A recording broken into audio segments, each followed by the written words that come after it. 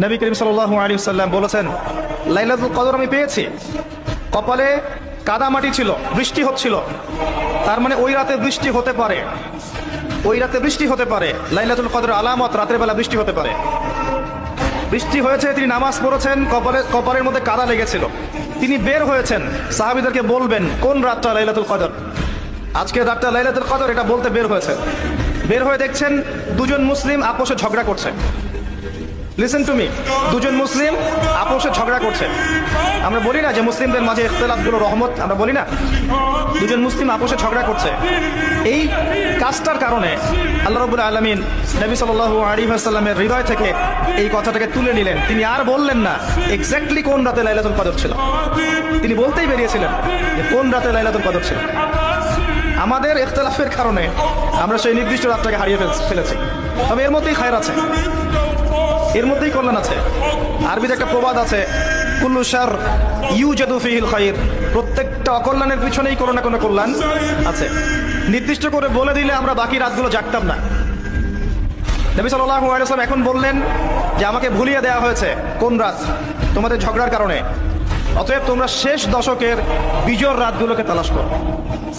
শেষ দশকের বিজোড় রাত বলতে 21-এর রাত, 23-এর রাত, 25, 27, 29, এই 5টা রাতের যে কোনো একটা লাইলাতুল কদর। এই রাতে ইবাদত করলে এত নেকি হচ্ছে, কারণটা কি? রাত আর দিন কি ডিফারেন্ট কিছু?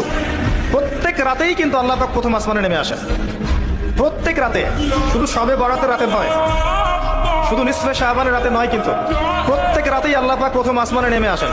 তিনি কিভাবে নেমে আসেন এটা ব্যাখ্যা করার দরকার নেই আমাদের। আল্লাহ পাক বলেছেন নেমে আসি, বাস আসি। কারণ সবকিছু আমরা যুক্তি, বিজ্ঞান, দর্শন দিয়ে প্রমাণ করতে পারবো না। পারবো?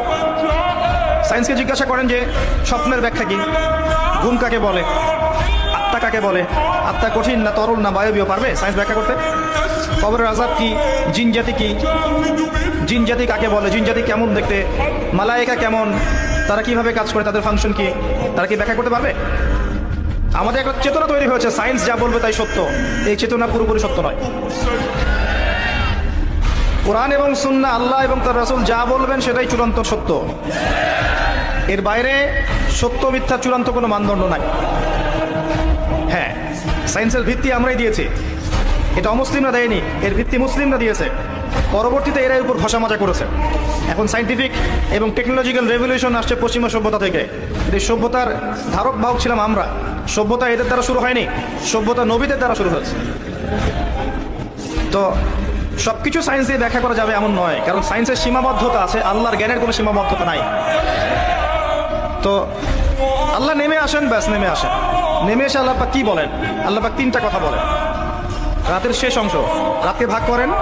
যদি 6টার সময় রাত শুরু হয়, রাত কিন্তু রাত 12টায় শুরু হয় না, সূর্য ডুবে গেলেই রাত শুরু হয়, এটা ইসলাম।